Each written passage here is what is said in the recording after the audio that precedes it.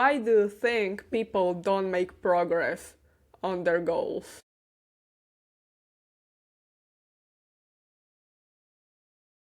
Maybe because goals are not specific. So a lot of people have goals, especially at the beginning of the year. Again, a gym metaphor. I want to go to the gym. I'm gonna get fitter 1st of January, and in February they will quit. It's also because, like, if you're gonna ask them, what is your goal for the gym? Eh? Yeah, I want to be healthier. I want to be, want to have a fitter body. My body has to be fit, but that's not the specific goal, you know? Because if you are like 150 kilos and I am 100 kilos, for example, I'm not 100 kilos, but I have a different goal. I also want to be fit, but we have like specific reasons to be fit. So again, what is your why and how do you want to do this? So the problem is you're gonna tell yourself, I need to be healthy, I want to be fit. No, you're gonna tell yourself and write up, I'm going to the gym this time, this day, and I'm gonna lose 1 kilo every week. 1 kilo every week is very simple if you are really dialed in. But that's how you can easily track your progress. Because like if you're doing 1 kilo every week, then in 4 weeks it's 4 kilo. 2 months, 8, 3 months, 12. Well, you will see the difference after 12.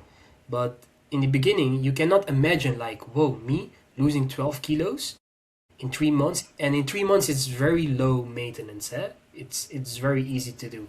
But if you're doing like every week one, then it's much easier. So I think people are not making progress because their goals are not specific enough. Makes sense. And especially, as you said, on the gym, like I want to get rich, for example, or I want to get healthy, there are a million ways how to get to that goal.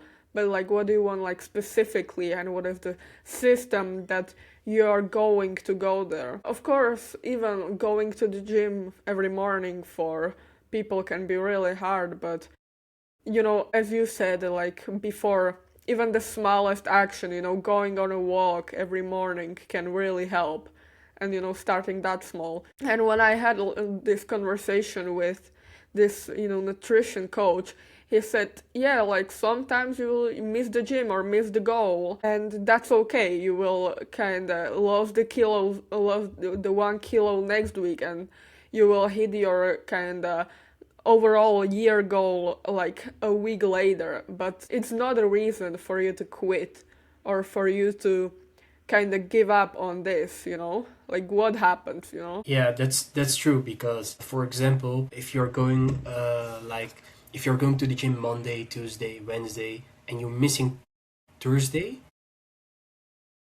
if I miss Thursday, I'm gonna think, oh shit, I really wanted to go, but I really don't have the time anymore because I have other stuff to do. I am already thinking about tomorrow. Okay, I missed Thursday. It's bad, it's okay, but I can wait. I can wait to go Friday. And then Friday you're gonna give some extra, or you also have to keep things fun. So of course when you're checking your nutrition, it's good. And but you don't have to be like, you can do it also in a fun way, because yes, of course I'm going to the gym, but I also like pizza, and I really love it. And there are people going to the gym and they are getting like backlash from other people. Well, I cannot see that you are going to the gym, but most of the people are going also for mental health, because at the end of the day, it's how you feel, of course, but we also want to see the image of how someone is going to the gym. But what I say with fun, if I'm going on vacation with some friends and they're saying, yo, let's go eat here. And I'm saying, like, no, I have to check on my nutrition. I cannot eat this. Let me make a photo. How much calories this? Yo, I'm on vacation. Let me just have fun for this 1 week, 2 week. After the 2 weeks, I can focus again. So, of course, it's sometimes okay to miss like a day, but as long as you don't quit immediately. Yeah, it reminds me the rule of, James Clear has that never miss 2 days in a row because, one missed day is kind of mistake, or you're just kind of having a rest day, for example, but two missed days are a start of new habit.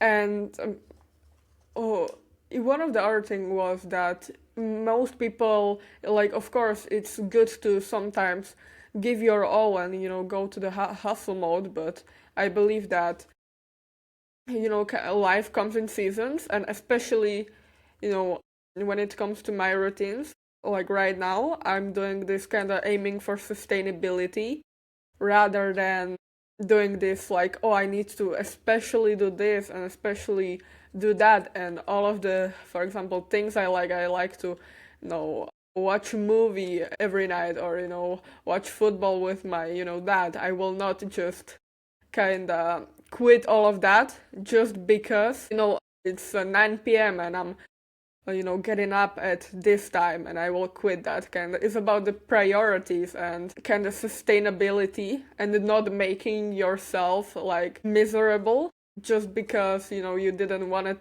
to miss that one day, because you could even regret that you didn't like kind of took a day off in the future. Yeah, and it's also like what you're saying, it's about the priorities, because you can keep things fun.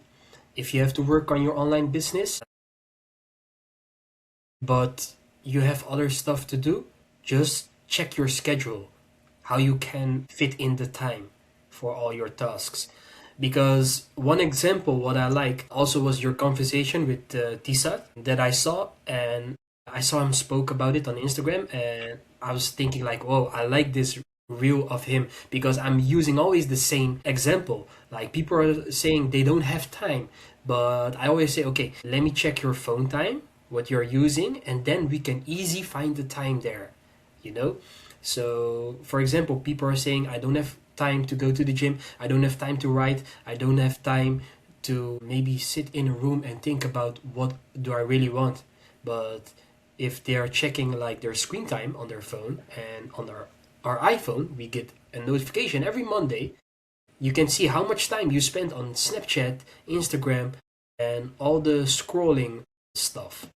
So, yeah, the question is like, where are really your priorities?